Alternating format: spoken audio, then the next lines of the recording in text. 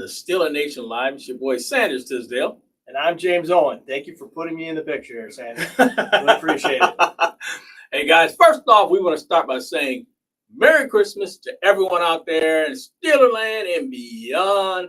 You know what? There are a lot of families out there who don't have the gist of Christmas. And you know what? Be fortunate for what you have, what you got, you know. And also, I got my boy here. You know, we've been doing this show for a while, and we appreciate it, and we appreciate you guys watching us and allowing us to come in on your phones, your TVs, your iPads, or whatever the heck you're watching this show on. And we want to thank you as well. Yeah, and you know, veteran right here, I've active duty. I've been away from home on many, many Christmases, and we want to salute to the men and women out there in our armed forces or law enforcement, fire department, EMS, people who will be working on Christmas Eve and Christmas Day. So you and me can be home in our nice warm houses, you know, having some eggnog and some whatever you guys have for Christmas. But be thankful for these first responders and our military. We salute you here at Steeler Nation Live, and we back all you guys up. We just want to thank you and the families for understanding and knowing what it's like to be without loved ones. So from me and Sanders and Steeler Nation Live, we wish you a very Merry Christmas and possibly a Happy New Year. All right, guys, we'll be back at you with a hot show. Make sure you stay tuned. Coming in hot. We got some things to surprise you here on Steeler Nation Live.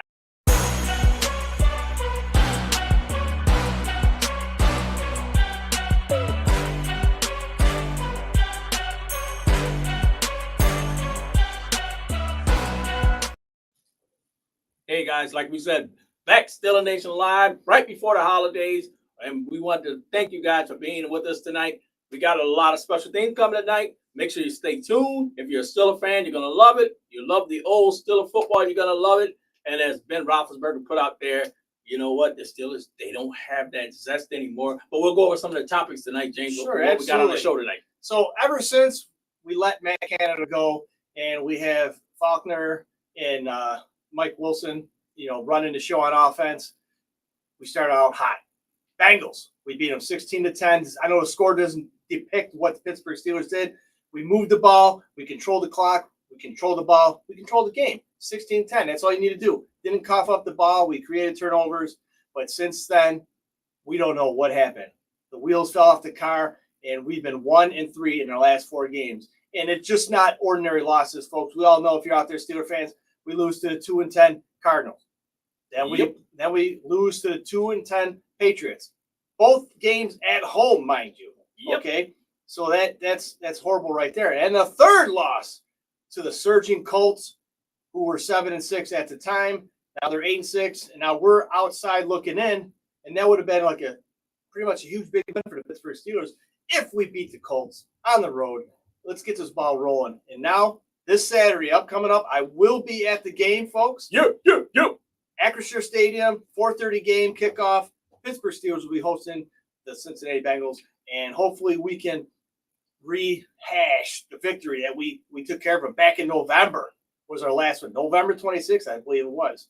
So we lose 24-10 to the Cardinals, 21-18 to the Pats, 30-13 to the Colts.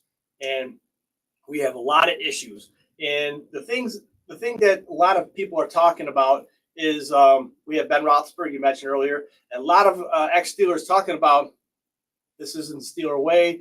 The Steeler way is gone. Players don't know what it's like to actually be a part of the Pittsburgh Steelers tradition, organization. It's just not, you know, putting on the black and gold and get out there and playing. There is a regimented history with the Pittsburgh Steelers back all the way to Chuck Noll. In the past, I don't know how many decades, we only had 3 head coaches, and that says a lot about the Pittsburgh Steelers organization and the Rooney family itself. However, people are asking, what happened? How can the Pittsburgh Steelers turn this around? And there's a lot of finger pointing, players pointing at each other, ex-players, you know, pointing at the players and talking about their, you know, integrity of wearing the black and gold. And me and you, Sanders, we talked about this a couple of times pre-show. At home, we call each other up and, you know, topics to discuss.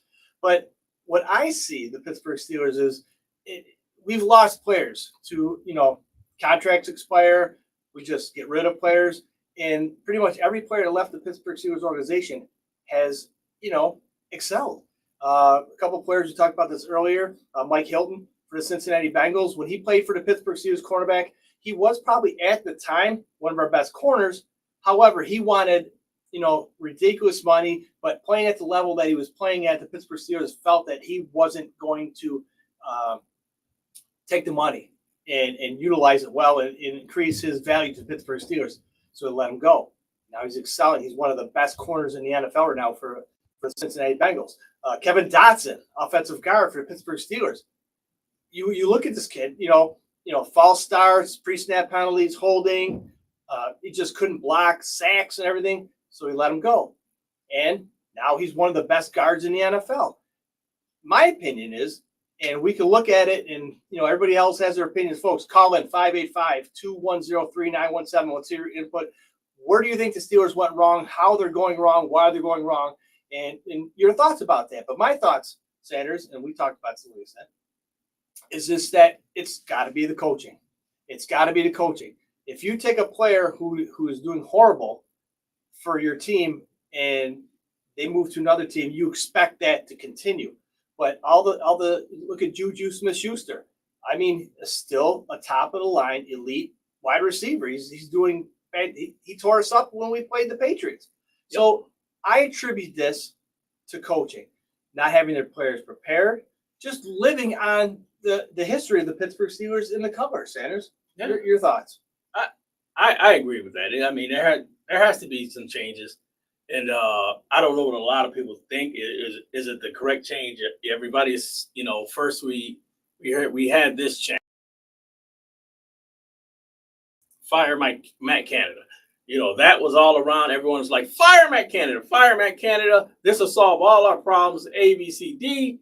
But as we all seen, the problems continued until they got to where they are now. But the fact is that isn't the correct thing. Now everybody's saying fire Tomlin, and that's been kind of in the background for a little while there anyway. So I ask you, is it just Tomlin? Is it Kenny Pickett? Is it he's already gone? I mean, what should be the answer? And Ben Roethlisberger sat there and said, and we have two different offensive coordinators now who just are not the answer. And right now, you know what? In fairness to him. In fairness to them, they only played a couple games. But James, the culture, and a lot of the older guys who played football for the Steelers are starting to say, this is not what it is. This is not what we recognize. This is not Steeler football. Steeler football is like punch them in the mouth and keep it rolling and start keeping the clock rolling. And the Steelers haven't been able to keep that up, James. Yeah, and we talked about this earlier in pre-show. It's just that the Pittsburgh Steelers of old, the style that the Pittsburgh Steelers played back in the day that won games isn't working now. So you look at these young teams, you look at these young quarterbacks coming in for let's just say the Bengals, coming in for Joe Burrow. I mean, he's doing a better job. He's got a higher passing rating than Joe Burrow did. And this guy continues to excel. It's just an example. I mean, there's other, young quarterbacks coming up and excelling. Why are they excelling and why are not our quarterbacks excelling? Well, the big thing about that is turnover, and I'll talk about that soon. I don't want to get off on what I was trying to say earlier. It's just that when you have this playbook that worked in the past, you dust it off and it's like, this is it. This is the era of the Pittsburgh Steelers. This is what won 6 Super Bowls. Okay, this day and age with the intensity and the high level and the speed and the impact of the new NFL, it's outplaying the Pittsburgh Steelers' old way of playing football. They're out there just playing the old style. And you're playing these young teams like the teams that we should beat, but they're playing a style of football that the Pittsburgh Steelers are not accustomed to. And if you look both sides of the ball, we're getting beat on both sides, mainly on the defensive side, because when you're out there too long, you get tired. You know what I'm saying? If the offense is doing 3 and outs, missing field goals, bad punts, giving the other team great field position, your defense has got to come right back out there. People not understanding that. What happened to that Steeler defense, the steel curtain, whatever. But when the steel curtain is out there getting pounded and pounded by like a tornado, high winds, whatever, it's going to fall. And you can't expect these guys to be, a TJ Watt, Alex Highsmith, Quan Alexander, all these guys, Minka Fitzpatrick, to play mistake-free football for 45 minutes of a game when you play a 60-minute game. It's just the different style of play from the Pittsburgh Steelers right now is not matching up to the new style of play in the NFL. Fast-paced, run and gun, and all these, motions and movements. When Matt Canada was hired for the Pittsburgh Steelers, that was one of the main reasons why he was hired as the offense coordinator. A lot of people don't know this. When coming out of college, this is what this guy was a magician for. Setting up formations and switching them and doing a lot of movement in the backfield to keep defenses off their heels and to confuse them. However, that's not what happened. So 3 years later, he's gone. But still, the Pittsburgh Steelers are doing the same thing. So what I propose, Mike Tomlin should not go. I'm telling you right now, today, if you can name me one coach that's out there looking for a job who's better than Mike Tomlin, please call 585-210-3917. Or if you don't want to call, put it on a message board. We want to know. We want to hear what your thoughts about that. Tomlin needs to get a new change of strategy, a new playbook for next year. Obviously, you can't do it right now. Yeah. You can't do it right now. But somebody needs to come in and say, here's the book, different book. This is how you're going to compete in the new NFL. And if you don't, you're just going to get the same thing. You've been seeing it. Why would the Pittsburgh Steelers have a winning record when every team we played outplay them? Turnovers. Yeah, that's it. Yeah. Defensive scoring touchdowns. When you take that out, guess what? You start losing games. Yeah. And guys, and like he said, the fact is that it's all about different changes. And a lot of people always say has a time run out on top. That's what we're all hearing. And that's all I've been hearing on the news. Should they make the move? Should the Steelers pull the plug? I got a lot of guys on the board saying, yeah, he needs to go. I've had other guys saying, and Joe Testa, a Bengal fan, mind you, but I do agree with him. He said that it was fourth and 11 or whatever it was, and the Steelers punted. Yep, I agree. That was a bad decision. I didn't.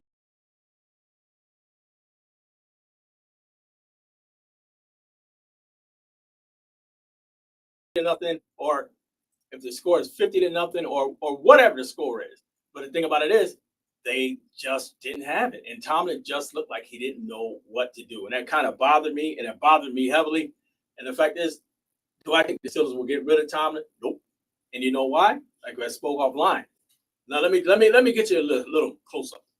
Now, I think the Steelers won't let go of Tomlin because they got Tomlin for another year on a contract. So having Tomlin another year in the contract, the Roonies do not like to give away money. The Roonies do not like to waste money. So what's going to happen is the Roonies will keep Tomlin for that year, try to get him a good offensive coordinator, and the Steelers are not going to just bring in a new guy and still have to pay Tomlin on the books. That's not how they operate. So we got another year at Tomlin. So the next thing I think, James, is going to be for the Steelers to make a move at offensive coordinator, get somebody in-house, stop trying to come up through the ranks of the Steelers, go outside. You got a good guy out there who your GM is, Khan. Get him out there, get somebody outside of the organization, bring him in, see if that can fire charge something going on with the offensive side of the ball. Defensive side of the ball, to be honest, I don't think we were too bad. The problem was that we Steelers had a lot of injuries later in the season, and that affected us. And we even had Minka, who missed four or five games already, and who's going to miss this game this Sunday going into Cincinnati. So you play all those things. Tom is not going to leave. He's not going to move, or at least for another year. So let's give him all the tools that we can before we call it quits. That's the way I see it. I mean, I don't know what you think. I don't know what other guys out there think. Write on the board. Let us know what you think. We are watching other guys right on here as well. And there's a couple Bills guys on here. They want us to beat Cincy. Joe, you hear that? They say beat Cincy. I told them, as bad as we are, I think we might do it. I really think we might do it. Yeah, I think when you talk about cleaning house, nobody wants to see somebody lose their job. You got bills to pay, you got mortgages, you got car payments, whatever. I mean, but this is a business, and we need to be competitive. So Tomlin stays next year, and we bring in some offensive-minded geniuses as well as defensive-minded geniuses. And you hit it perfectly, Sanders. This revolving door with the inside, because all you're doing, all you're changing is the nameplate on the door of somebody's office. That's it. Whatever's going on in that organization is going to continue. And if you want to continue losing, that's what's going to happen. You need new blood, new ideas from outside the organization. And this is what will spark the Pittsburgh Steelers. And you know what? I haven't given up on this year, because they're the team, the Pittsburgh Steelers. You can't give up on them, right? It's not looking good. We have to be realists right now.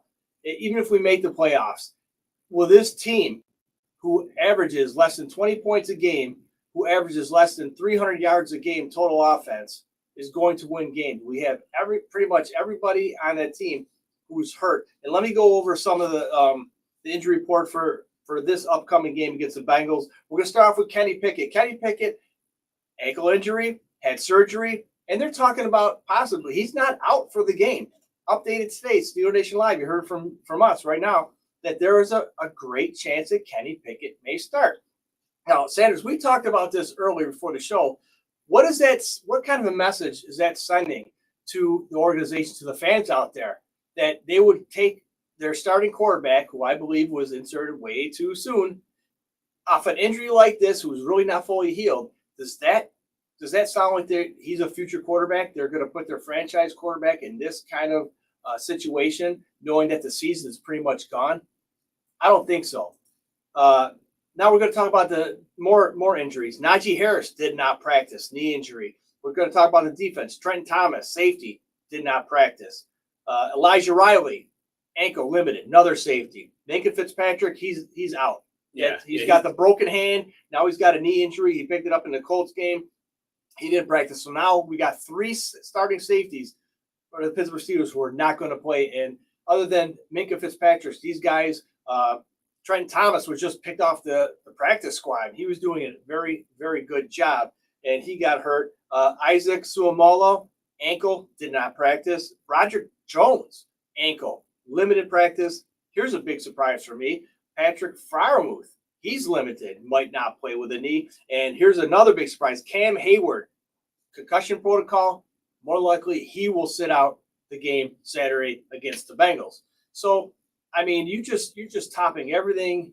It's like making a sundae, Sanders. You got 1 scoop of ice cream, but you love all these toppings. You put this on that, this.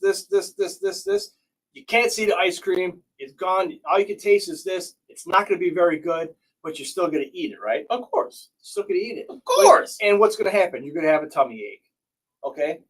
And that's a loss. You know what I'm saying? I do have something that was written on the board. Okay. From Joe Testa. All right. Who's a Cincinnati Bengal fan. He says, tell me who's going to cover Chase and Higgins. Now, Joe, we have a little present for you.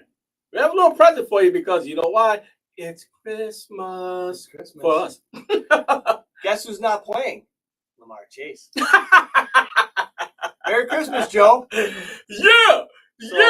So it doesn't matter. Really, Joe, you could be out there wide receiver.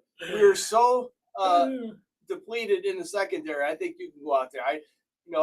We went to high school together. I know you're a very athletic guy, and I'm pretty sure you can go out there and do a damn good job on our secondary. So even if Lamar Chase was out there, it'd be like, who's the quarterback going to throw to? Who's going to be wide open? So we just hopefully that the defense can get to him before he throws the ball. But nice try, Joe. Yeah, so keep the calls coming. I mean, keep the messages coming. If you got a call, 585-210-3917. We like to hear your thoughts. I mean, we're not going to bag. If you're not a Steeler fan, sorry to hear that. But you know what? NFL is the NFL. If you want to talk, we're here. We're all friends. We want some football, baby. Yeah, football is football. So this is where we're going. So let's talk about DeMonte Casey. Let's talk about that briefly, about his suspension. Okay, we all seen the play. It didn't look that great, okay? It's a bang-bang play. He didn't go for the head. Right.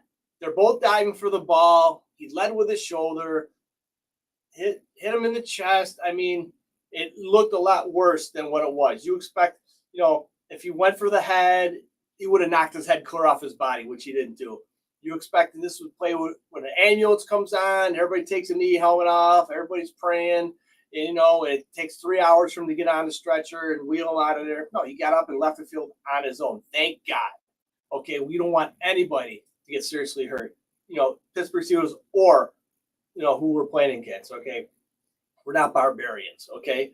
But if you want to kick him out of the game, which was sus at the time, I mean, it was like he's not going around headhunting everybody. It was like early in the game, it happened. It's a bang, bang play. I don't know if you ever played football before, and he had no time to pull up. You're both diving for the ball. It's a split-second decision. It's football. It's football. Right. You can't take away from that. You can't escape that. It's football. You wear helmets and pads for a reason.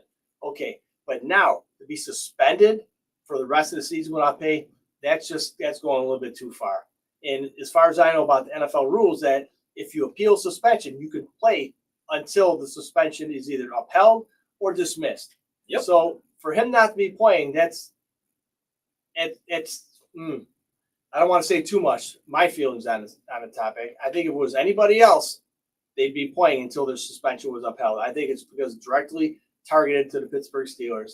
The NFL has their issues with the Pittsburgh Steelers and possibly the Roonies too. I don't know. You make the call out there, folks. But for him to be suspended rent-free for the rest of the year, that's absurd. And, here at Steel Nation Live, we're very, very happy, very glad that his injuries are limited and he wasn't carried off on a stretcher. And, but it's a game. It's a game of football. It's rough and it's tough and people will get hurt. And thank God that his injuries are limited. Yeah. And that's the thing about it. It was great. It was good to see that, the guy walked off the field right at that time. And I don't get it. Like I said, if you do it, if you suspend him for that game, you suspend him for that game. It is what it is.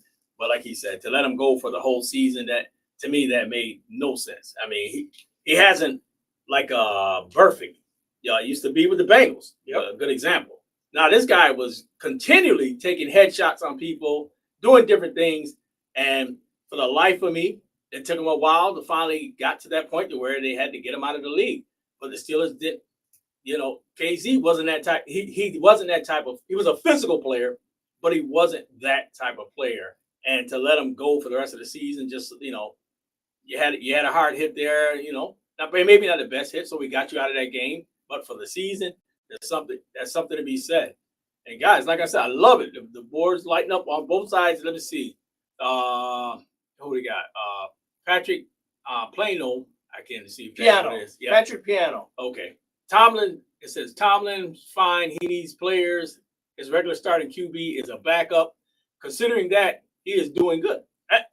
And like I said, when I read that stuff and I think to myself, it's true. He's playing with backup. His second string's a backup. His third string's a backup. I mean, for God's sakes. And not just that.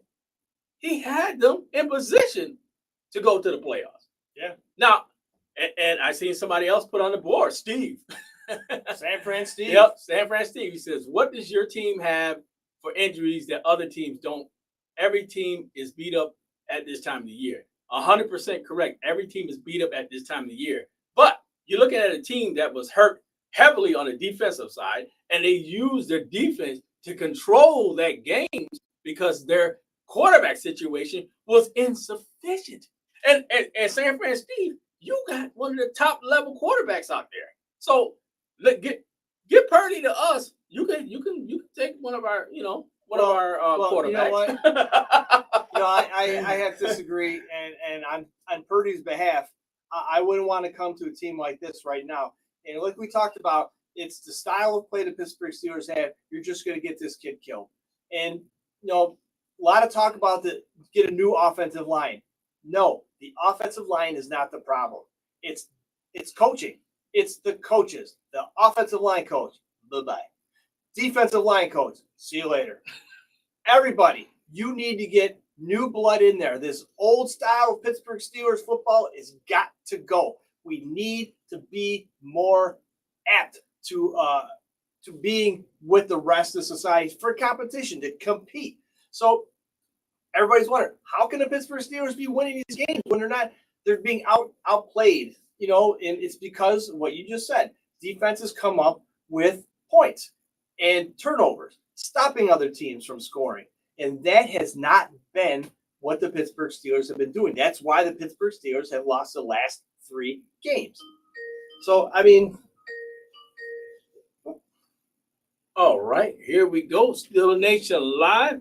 Who do we have on the line? I think it's San Fran Steve.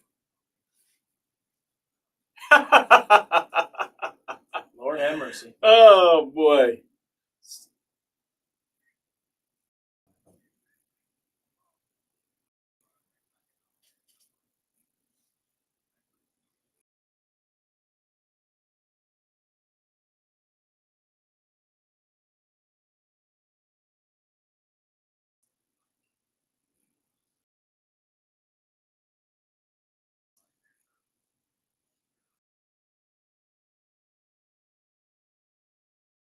Yeah, I agree. I agree. Now, see, everything, Steve, everything you said, I agree with. But they have a quarterback that's playing on a phenomenal level.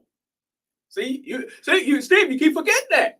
Yep. We have we got me and him out there. we got Kenny Pickett, we got Trubisky, and we got Mason the Rudolph. Yep. Okay, you put those 3 guys together, it doesn't amount up to some of these starting quarterbacks out there now. I know it sounds mean and harsh to say, but the facts are the facts. You can't sugarcoat this. This is what we have. Okay, and when your defense is riddled with injuries, that's what's been keeping the Pittsburgh Steelers alive this year, is the defense. And you can look statistically every game of what the Pittsburgh Steelers have done offensively, and it is offensive. And that goes down to coaching and leadership. When you lose an offensive coordinator during the season, well, it doesn't matter because he was doing jack anyways. And you got these new guys coming in, not new guys, but within the same system playing the same song. You're going to get sick of that song too. And it's not, people aren't going to like, oh, this was a great song. But after you hear it 37 times, you're not going to like it anymore. So what I said, I know in case you may have missed it, what we were talking about earlier is that what runs this ship and this train has got to be changed. You have to take the old engine out, put a new engine, faster, stronger, powerful. You can't expect to have a winning season when you're going off of how you play traditionally 30 years ago and you won Super Bowls back then. That's how you won games. Now, that's not how you win games, and it's starting to show. It's creeping its ugly head into the Pittsburgh Steelers organization, and nobody knows what to do. You got to get rid of old and get in some new. And with Mike Tomlin being the great coach he is, keep him at the helm for his leadership abilities and his winning style. Anything under that, you could have a championship caliber team. But right now, when you're playing from the 60s and the 70s, right now the 2000, we're almost in the 30s. It's not, you can't compete. It's night and day.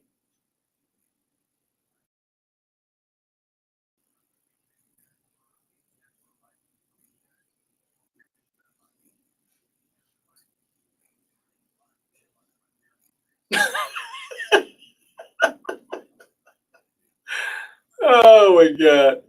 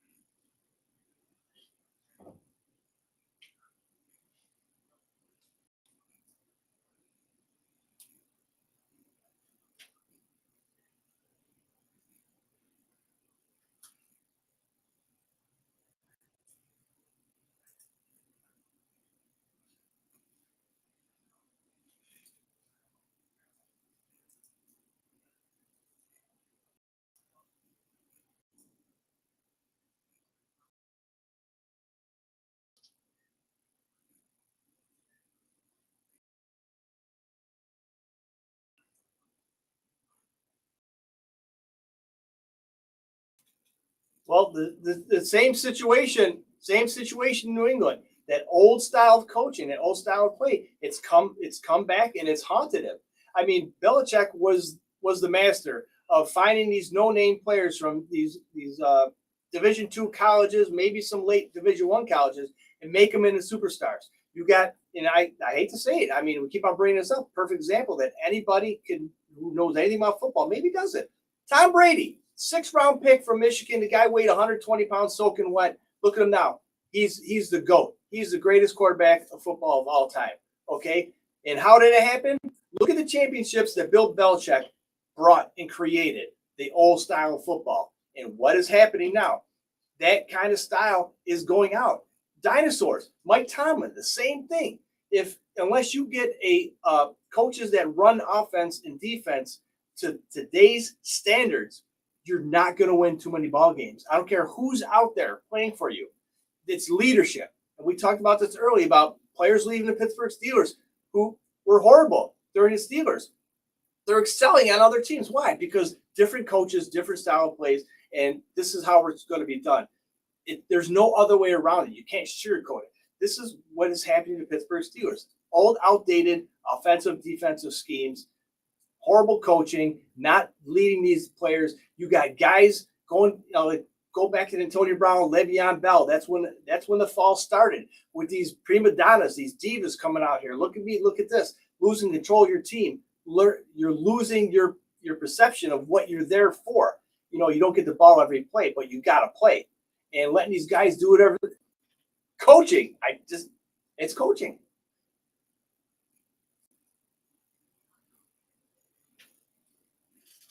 Deontay Johnson doing it too.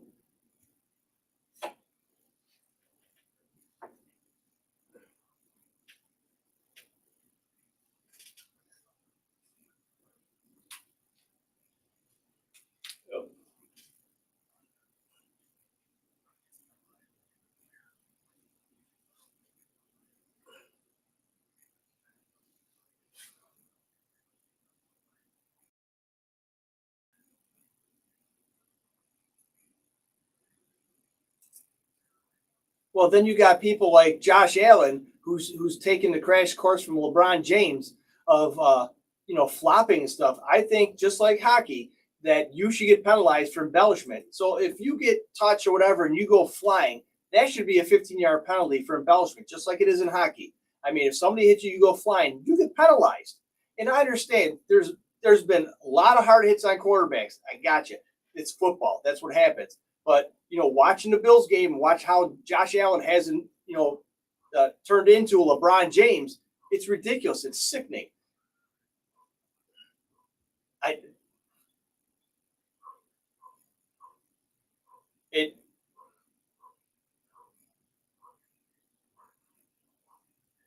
Right, but Josh Allen is huge on that.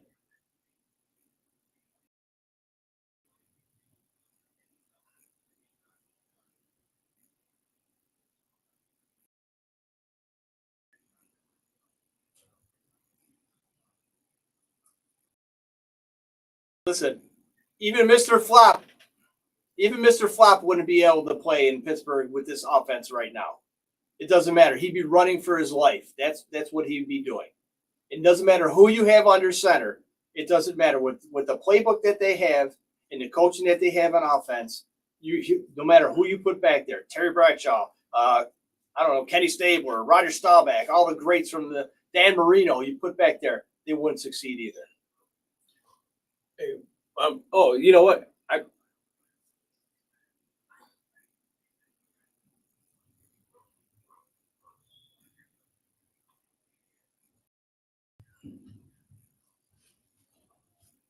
Wait, they can't hear me.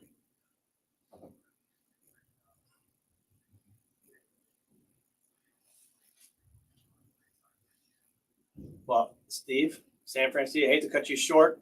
We're having technical problems. I guess we're getting messages from people they cannot hear you. I don't know what's going on. We can hear you fine. I can hear you. Yeah. Sanders can hear you, but the people out there, they can't hear you.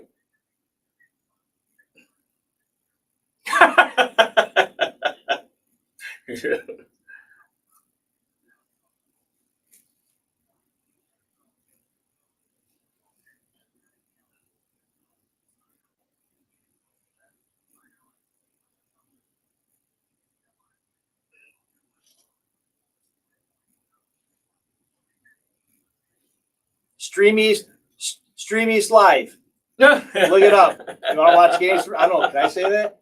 I don't know if I can say that. If I'm going to get fined by the NFL network, whatever. But I heard there's a website.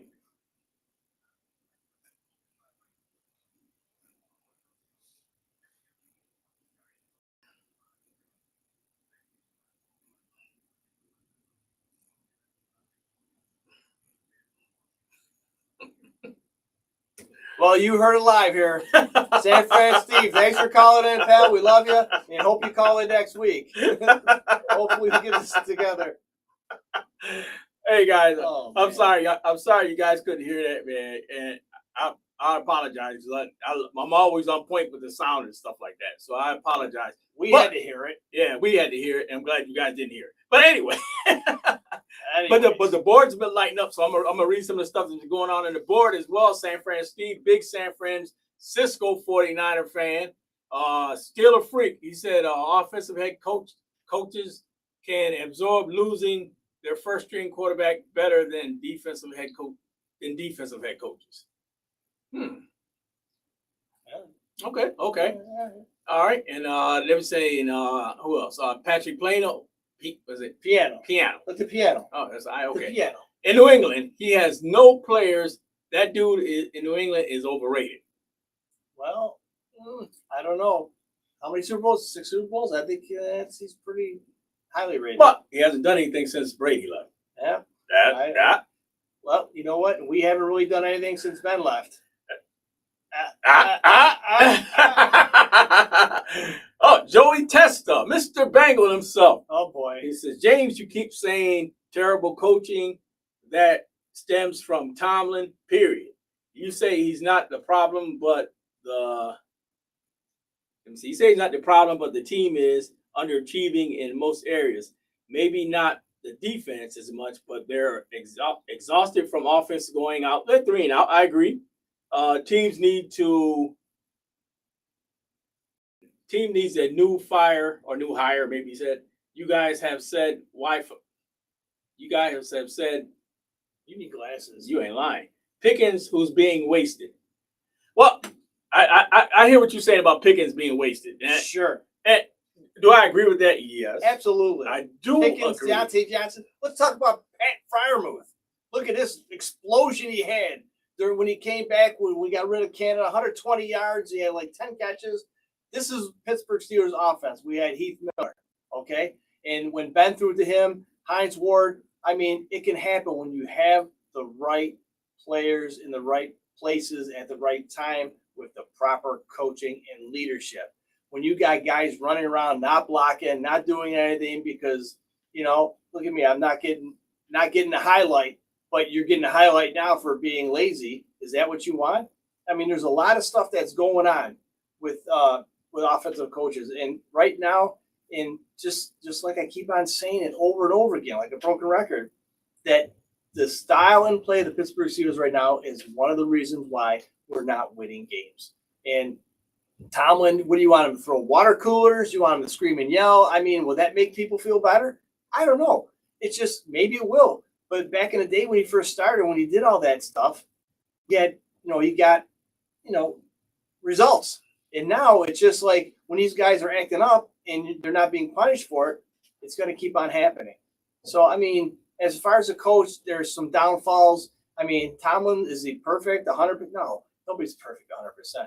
But you need to pick and choose your battles. And right now, it's just, like I said, we need to get new blood in there to revamp this whole offense. You have this beautiful race car and with this old engine. You're not winning races on the racetrack. What do? You put in a new, more powerful, better engine. And right now, I mean, our engine right now is the driver of this car is going to be Mason Rudolph. And let's talk about Mason Rudolph for a second there. Mason Rudolph.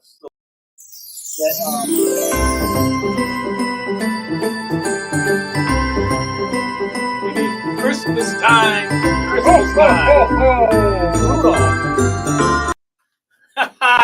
Rudolph is leading the Steelers this week, like James says. And is it going to be something that the Steelers can contend with? I don't think so. Well, it looked grim back for Santa back in the day. Almost as grim as the Pittsburgh Steelers right now. And Rudolph, the red-nosed reindeer, for you kids at home listening, you know what happened. He pulled it out of his and he got the job done. Let's not bash Rudolph, but the facts are what the facts are. Last time Rudolph started, he was 5-4 as a starter. Last time he started was November 14th, 2021. And I don't know, a lot of Steeler fans out there remember this game. It was at home against the Detroit Lions, who were 0-8 at the time. We ended up tying 16-16. Rudolph threw his arm off.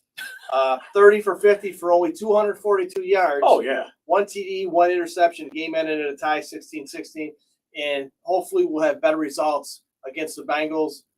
We beat them earlier in the season, but the Bengals have been on fire with their rookie quarterback coming in for Joe Burrow, who's hurt, out for the rest of the season. And it's just a lot of things could go. I mean, Lamar Chase is not going to be playing wide receiver, and that's going to be a huge for the Pittsburgh Steelers not having to deal with him. But there's always other guys that got to deal with. We can't cover tight ends. I mean, our linebacker, core inside, I didn't even talk about our inside linebackers. That's a mash unit too of itself. And pretty much we have the two bookends. We have TJ Watt and Alex Highsmith, both Hall of Famers right there, both coming off of concussion protocol. Oh, yeah. They played against the Colts. TJ Watt with another sack. It's really hard to try and create some kind of hope when you're not playing at your caliber. You have injuries. I know they're not excuses, but still. And it's just the style of play. Standard, next man up. I don't know. It just seems like when Tomlin says his speeches after the game, it's just like there's one speech, one interview, and it sounds exactly the same. If you notice, I don't think he names the other teams because it just has one set speech that he plays because winning has not been a tradition for the Pittsburgh Steelers in the past 10 games or so. Let me get to some questions on the board. We have Carl Colangio, and I'm sorry because I don't have my glasses. I can barely see him. But it says, I don't believe Pickens is a stud. He's flashy, but doesn't get separation on his routes. He's very raw. And I agree with. I agree, and I'll tell you why. My input on why, because he knows he's not getting the ball. Why is he going to separate for what? He's not going to be seen. Yeah. He's not going to be thrown. I'm playing advocate. Come here. on, now. But I mean, if you got Pickett back there, he's only focused on one receiver. You can be wide open. We've seen it. We've seen plays. The guys are like, why isn't he looking spread the field? Yeah, but I hear what you're saying to a certain degree. Yeah.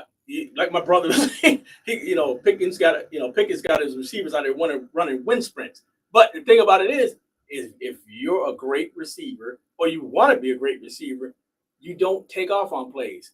Hines Ward was a physical receiver. Hines Ward went out and he went for it on every play. That was a physical receiver. That was a physical Steeler. That was Steeler football. And look at other greats out there. You think Jerry Rice would pull a mess like that? Yeah, these are guys who set the precedent. And if he wants to be a great receiver, he's got to. I understand taking off on a play, maybe, but damn, like you said, even if you're not in the play, make your man chase you. Yeah, like you said, it. Get one or two guys away from the play. I mean, if you're not going to block, if you just because they don't know, and we talked about this. How many games have you seen where offensive, they're down to the 2 or 3 yard line, they hand it off to the running back, and he ends up throwing the ball to the tight end or offensive lineman or receiver who's uncovered in the end zone. So that play that Pickens just didn't do anything on, if he would have run to the end zone, there's a possible chance that maybe Jalen Warren, because he's thrown passes before, could have threw to him touchdown. He would have been untouched, but he just stood there. I'm not in the play, so you know what? I'm going to sit here. And I'm just and then I'm going to bitch and moan that I don't get the football. Yeah. Like you said, perfect example. Jerry Rice, never heard that from him before. Yeah. Terrell Owens. I mean, all these guys are ballers, Hall of Famers. Why are they Hall of Famers?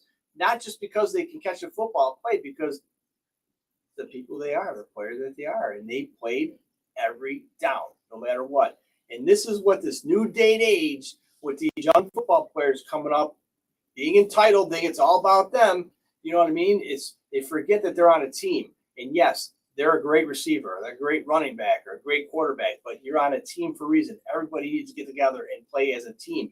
And each person has their own value to the team. You take your value away, you just devalue the team. I agree. No, 100%. 100% agree. Well, these young guys, they got to learn. Let me give another one out there real quick. Carl says, we need a freaking O-line. This has been a problem for 3 to 4 years. 100% agree. 100% agree. I think it might have even been a little longer than that. And you're right. It's been 3 to 4 years. Ever since we had the retirements of some huge players for the Steelers. I think the downfall was when Mike Munchak left the Pittsburgh Steelers. He ran an offensive line like a well-oiled machine. And since then, the Pittsburgh Steelers offensive line has been trash, pretty much. And it goes back to coaching. I mean, Kevin Dotson, I can't remember if we talked about him earlier in the show, because we talked about this offline. It's just that he was horrible for us. He goes to another team and he excels. And it's not a fluke because he's not the only Steeler who's left Pittsburgh and excelled on other teams. So you gotta stop. You gotta stop with this in-house hiring. You need to get from the outside. It worked for a game when Canada was released. We saw the potential what the Pittsburgh Steelers can do. It's there, but you need the proper coaches to extract that from the players, and that's not happening right now. It's not. And we can talk until we're blue in the face about this, but you need to develop the players.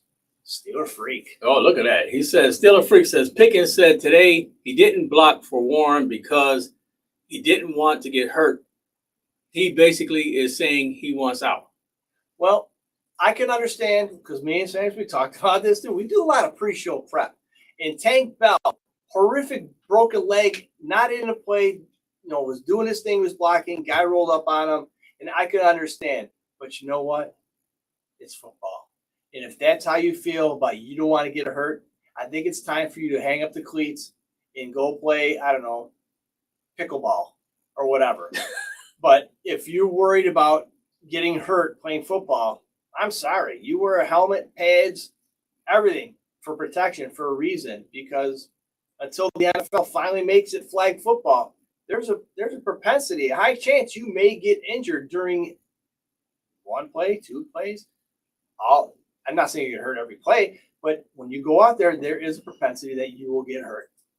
Just saying. Yeah, 100%. I don't hope it happens, but 100%. It's football. When you got 2 Neanderthals running at you at high speed, full equipment, I'm talking 280, 300 pounds, you're going to get hurt. Yeah. Just hope that you're healthy enough to take that hit. You know what? And as much as I like Pickens, some of the things he's doing is really starting to take me off. I mean, that being so lazy on certain plays is beyond me. You're getting paid money. You get paid money to go out there, and that's how you do. Don't get me wrong. Big money. People go to their job. Sometimes you take off this time, you take off that. But the thing about it is that this guy, you're under such a huge microscope, dude. Every play you do is magnified, and you sit there and you go half-assed. I don't get it. I don't get it. And it's going to be out there for everybody to see. You know what I mean? And you're doing it half-assed. And like I said, a lot of these guys out here still hitting the boards.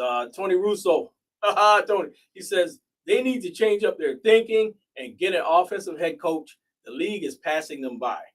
And is that a true statement or not? I'm not positive. Is it passing them by? I'm not sure. I mean, the fact is the Steelers right now, everything is built off of defense, and that's how the Steelers have always been. And a lot of guys out there are talking about the Steeler culture. So what do? Do you continue with that? Do you continue with the fact that the Steelers want to be this defensive type minded team? There are a lot of teams out there that do that. There are a lot of teams out there that try to keep with that same momentum. What they've always known is pride yourself on the defense and try to get the offense. But see, during the years before, when the Steelers were having their offense, their defense, trying to build that up, they also had a quarterback that they had for a long time that was a proven Hall of Famer that helped them get over that hump. Like what I was telling Steve earlier, San Fran Steve, is the fact that the Steelers have problems. But yes, they have problems on defense, but they have nobody to get them out of it at all on offense. There are a lot of teams out there that do. And if you want to go back and like I've heard on the board before, they said, well, what about Cleveland? Cleveland's doing it with Flacco. But Cleveland's got a real good defense. They don't have any major injuries to their defense. The Steelers got major injuries.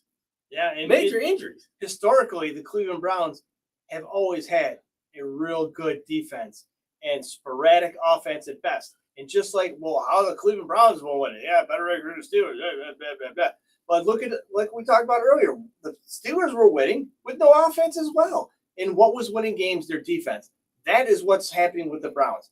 I don't care. Flacco comes in, whatever. Look at the scores, look at the scoreboard, look at the teams that are playing, and look at the defense of the Cleveland Browns compared to their offense. Who's winning this game? Defense or the offense? And there's a reason why they're 8-6. I mean, just like the Steelers had a winning record with no offense. So it's just and let's be honest. The Cleveland Browns right now, they could have been they could have lost that game against the Chicago Bears. Oh, absolutely. And that was just a bad turn of fate, and the Bears let down, and miraculously Joe Flacco found a little life there. But if you want to look at it that way, Joe Flacco to me is better than the one what we got right now. I mean, it's hard, and I don't want to bash Kenny Pickett, but I can only go off of what I've seen so far. That's all I can see. I can only go off of what I've seen so far. Kenny Pickett looks like he can't read the field. Kenny Pickett looks like he has issues of trying to do things that a normal NFL quarterback should be able to do. 5-yard outs, he's flying the ball over people's head, or he's throwing it in the dirt. That's stuff that I expect from him. You know what I mean? This guy right here. You know what I mean? The guy with the noodle arm. But the thing about it is, this guy is paid a lot of money, and we looked up as him to be this savior. And like you said, James, last show, is the fact that the Steelers selected him because he was this guy playing next door, and they thought that he knew the culture. They thought that he knew a lot of things about the Steelers, and it's starting to look that way to me, James. Yeah, I mean, you look at these other guys who picked in the draft late last year or the year before, and doing an exceptional job right now for their teams. It's just, I mean, a lot of leadership, a lot of coaching has a lot to do with it, and that's what I'm going off of. I mean, if somebody has a better reason that, you know, why the Steelers are doing so horrible, and yes, we'll get the guys on the board all because they suck, because they don't know how to play football. You know, let's grow up. All right, let's talk about the elephant in the room. I mean, you got players come from college who know college football. NFL is a totally different animal, and when you have coaches who know what they're doing, who can lead and take the best out of these players, you're going to get the best. Right now, it's obvious that's not happening. So hopefully, we have a couple suggestions who may come to Pittsburgh and take over the offensive coordinator position next year. And we all know what's happening right now better not be happening next year. I mean, they always say 2 heads are better than 1, but it's not working out. The first offensive coordinator that we talked about is Jared Johnson, the quarterback coach for the Houston Texans. He's 35 years old, former Texas A&M quarterback. He has been helping guide C.J. Stroud to be possibly MVP in the NFL. Houston currently ranks 9th in the NFL, averaging 354 yards per game and 22 points per game. And Johnson was signed by the Steelers back in 2012. So little home action right there has a lot to do with the Pittsburgh Steelers as well. Also, number 2, Clint Kubiak, quarterback coach of the 49ers. Now, San Fran Steve, I mean, you could message the board and tell me what you think about that, because our phone lines are not doing so good right now. He coached under Kyle Shanahan, and Kubiak is 36 years old, the son of Super Bowl winning head coach Gary Kubiak, worked with the Vikings and the Broncos, and the 49ers ranked 2nd in the NFL in points per game, 29.2. You know, I'd like to know who's in first place. Maybe the Miami Dolphins? I don't know, because they score a lot of points. And the third one is David Girardi.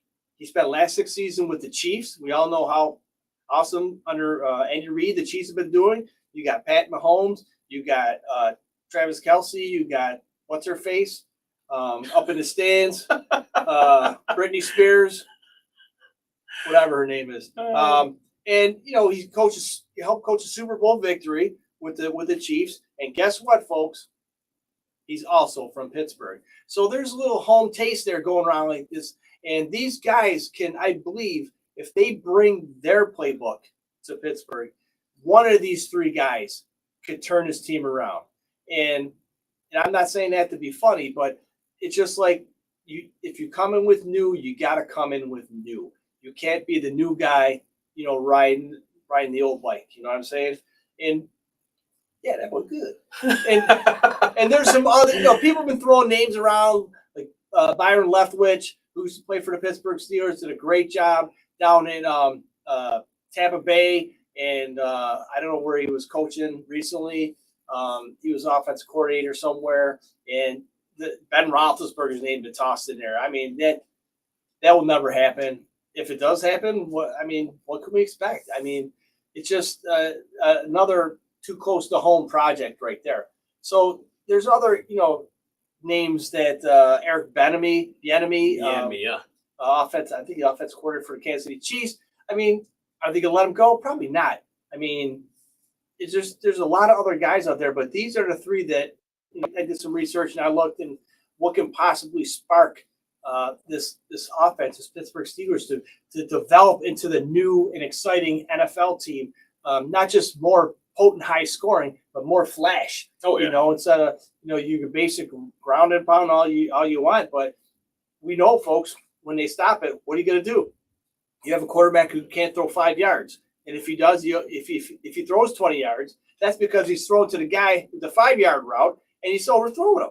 So there's just a lot going on next year, and show's winding down. But folks at home, Sanders, let's talk about the draft really quick. Okay, let's talk about that. It will be coming up soon, believe it or not, folks. April is just around the corner, and talk on the street is 2026 or 2027. The Pittsburgh Steelers or the city of Pittsburgh will be hosting the NFL draft, either 2026 or 2027. Stay tuned for that. But that'd be huge. What do you think, Sanders? Do you think the Steelers should just go all out on a quarterback first round? What do you think? Ooh. Let's mind you, we get a new offensive coordinator with a new potential coming in there. Right. Or shall we go with a corner or a center? I mean, well, if they don't go for a quarterback in the first round, they're definitely going to have to grab a quarterback at least by the second round, or try to find one in the second round. The reason I say that because historically, as you can see, besides Ben Roethlisberger, the Steelers have struggled with trying to pick number one receiver or number one quarterbacks. We've done fine in the receiver core. We matter of fact, we're wide receiver university for the Pittsburgh Steelers. Oh, absolutely. But the fact is, even with Kenny Pickett and his struggles, George Pickens emerged as a great receiver, besides his baby antics, but he's a raw talent that can be built upon. And the Steelers, should they go out there and try to get a quarterback? I believe they should. But if you go out in the first round trying to grab a quarterback, which I don't think they will, because we need line help so badly. So I think they might just grab a lineman, grab a number one lineman, and then go out there and try to grab a QB in the early round, second round, or somewhere. But you definitely, like a lot of guys said on the board, you got to build that line up. You can't sit there and wait for these quarterbacks to slide all the way down. Tom Brady's out there in the 6th round. I don't know how New England pulled that off, but they did. This guy was a generational quarterback. And the Steelers' number one pick, who they picked number one, was Ben Roethlisberger. And to me, he was the only one that actually panned out for them. Steelers have had a lot of struggles, as well as a lot of other teams. And I don't know. I think they should get a lineman first. We need help on the line. If you ask me, you get a guy back there like Kenny Pickett. You try to work with him. Make sure you got a dominant line. If you guys pay the line top dollar for these linemen on both sides of the ball, and you ain't got nothing to worry about. It could be anybody back there throwing that ball. He's going to have the time. And then if he doesn't get out there, you can grab a free agent out there because he'll have the time to throw the ball. If he makes mistakes, that's on them. But the line is there. And at least that'll help that run game. So, build that line, as far as I'm concerned. If you don't get a quarterback, build the line. All straight line drafts, as far as I'm concerned. Yeah. My thoughts on that is I think the first round Pittsburgh Steelers grab the top center that college football has to offer in the first round. Start there. As far as quarterback, I think we grab a quarterback in the 3rd round. What do? we pick up a free agent, and I'm telling you, Kirk Cousins will be available. We won't have to trade anything. His contract is going to be up with the Vikings, unless the Vikings, they want to re-sign him to a new contract. I think the Pittsburgh Steelers have signed him to a 2-year contract. We draft a quarterback in the 3rd or 4th round. Let Kirk Cousins develop this young quarterback for 2 years, maybe 3. Give him a 2-year deal with a 3rd-year option, and then we'll spark it from there. I'm just saying that's the way we should go right now. Next football draft. I mean, folks, message us on the board. What are your thoughts right there? I mean, I know it's I just seen that where it says Pickett needs well, I think he means Pickens. I'm not sure, but it says Pickens needs a QB with a gun that can crank the ball long for 50-50 balls. You know what? And like you said, well, and I agree with you to a certain extent, but he just lost the 50-50 ball in the Colts game, which it was a bad throw anyway, but it was one he jumped up. Supposed to jump. That's what we signed it for, to fight for those balls. And he wins them. He wins them predominantly majority of the time, but that one they came up short on. Now, when you look back at when we drafted Rudolph from Oklahoma State, that was the guy.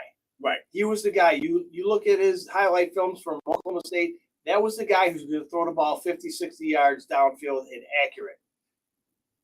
I don't know what happened to that guy, but this is the guy who can air it out. But I think he's too damaged. He's too damaged. He is. I don't think Pittsburgh ever gave him the chance. And what they do is they put these quarterbacks in no-win situations, and they get killed, and they expect miracles from them, and it's unfortunate. Well, like I said, guys, build up the line, make a solid line. And I hate to say it because I know we got some Dallas Cowboys on the board, but the fact is that build up the line, just like Jimmy Johnson did with the Cowboys.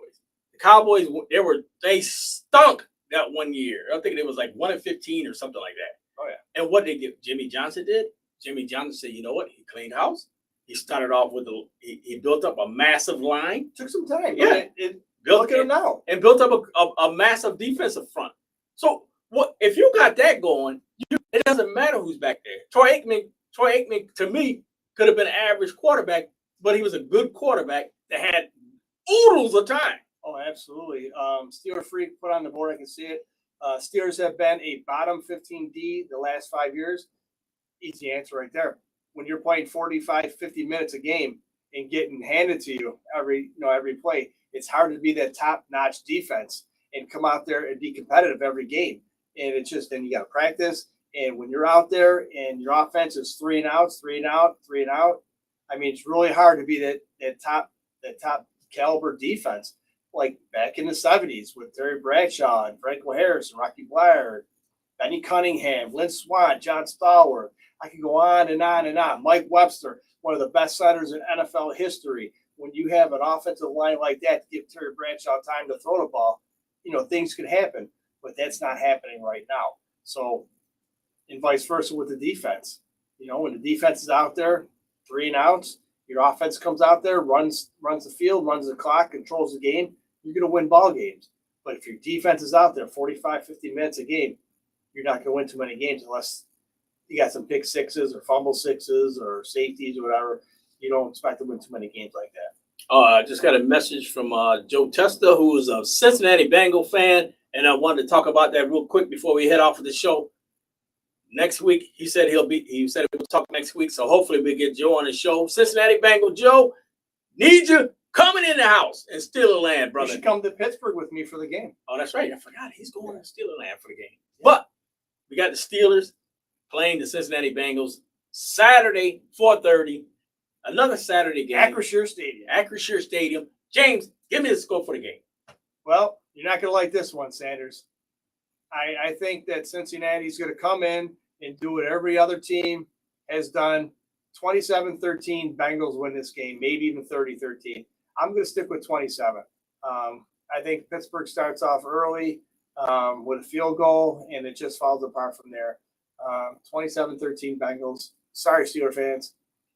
But I hope I'm wrong. Man, somebody's spiking this man eggnog.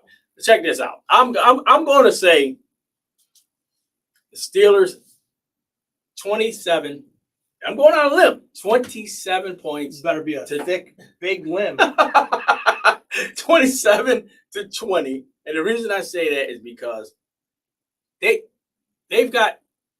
Rudolph has got everything to play for today. This is basically his audition for another team or whatever it is, because he knows he'll be gone for the Steelers. So maybe this is the game he's going to show his wares. And all it is the Steelers, they got to get that ground game going. And last time they played, they got the ground game going against who? The Cincinnati Bengals. Well, not just the Cincinnati Bengals. Now, the fact is that the Steelers started to do what every other team does against the Pittsburgh Steelers. They use the tight ends. Well, here's the deal. I love your enthusiasm. I love your whole positive outlook. But I remember a week ago from today, we were saying the same thing about Trubisky. This is his time to shine. This is his, prove everybody wrong that he's not just a backup, that he's a starting quarterback. And he flopped. And let's get to the running game for the Steelers defense. Mm-hmm. They allowed over 180 yards on the ground. And against who? Against the Colts. Against the Colts, they did. The Colts and the Bengals are two different teams. Well, yeah, I'm just saying that run defense, and they're not paid. They didn't play against Jonathan Taylor. They played against I can't remember what his name was, but he was a good caliber running back, but not Joe Mixon caliber, and definitely not Jonathan Taylor caliber. And he's still, if he didn't get hurt late in the game, I guarantee you, he would have rushed over 200 yards. So, and that's with Cam Hayward. Probably won't be playing. He's in concussion protocol. Keanu Benton, he's trying his best to step up there. We haven't heard anything about Loudermilk or whatever. And we got guys running around there, concussion protocol. Highsmith, we have TJ Watt was in it. He came back. So it's really hard to say. And like you said, you're absolutely right. These tight ends for Cincinnati, no joke either. So, no. But folks, I really hope I'm wrong. But this 27-13, that's what I say. And I hope everybody out there, on behalf of me, Sanders, Steel Nation Live, and the Steel Nation family here, wish you, your families, friends, maybe coworkers. I don't know. You like your coworkers? Merry Christmas to everybody out there listening. We appreciate your phone calls. We appreciate your messages. We love you. Thanks for coming into the studio, and hope to see you next week after Christmas. We're going to hear about all the gifts you got. Exactly. Hey, give me something too. You know what I mean?